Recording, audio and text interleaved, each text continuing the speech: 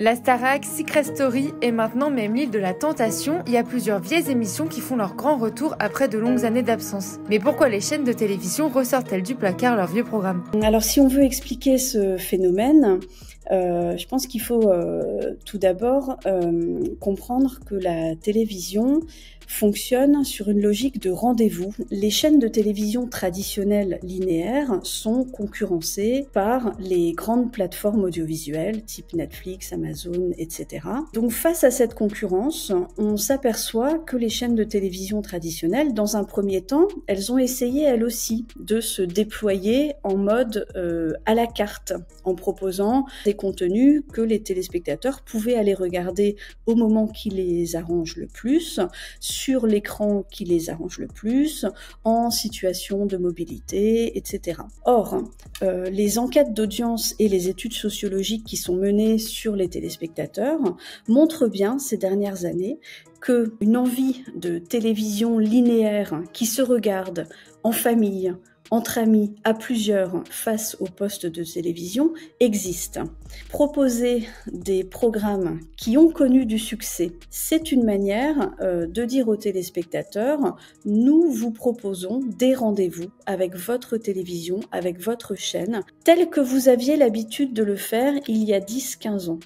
Ce phénomène de grand retour s'applique aux émissions de télé-réalité, mais pas seulement. Il y a quelques semaines, les réseaux sociaux se sont emballés en apprenant que le jeu Le Maillon Faible, présenté par Laurence Boccolini dans les années 2000, allait revenir à la télévision, animé par l'humoriste Vincent Dedienne. Ce dernier a depuis démenti l'information, mais l'emballement général illustre bien la puissance de la nostalgie à la télévision. Tu es le maillon faible. Au revoir.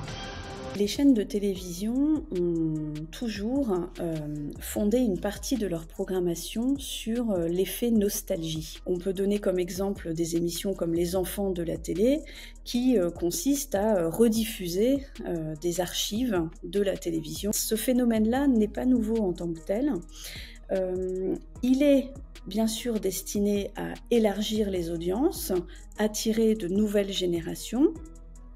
Mais si cela permet uniquement d'attirer les publics qui consommaient déjà ce type de programme au moment de leur première diffusion, eh bien, une partie du pari est déjà gagnée pour les chaînes de télévision. L'annonce du retour d'un programme permet de faire parler de la chaîne, de faire parler du programme, et c'est finalement ça le plus important, c'est-à-dire qu'on attire des téléspectateurs vers un premier rendez-vous. Ce premier rendez-vous va s'installer. Est-ce qu'il va s'installer très durablement ou pas? C'est difficile à dire, mais cet engouement, cet emballement autour de l'événement que constitue le premier épisode est finalement ça le plus important.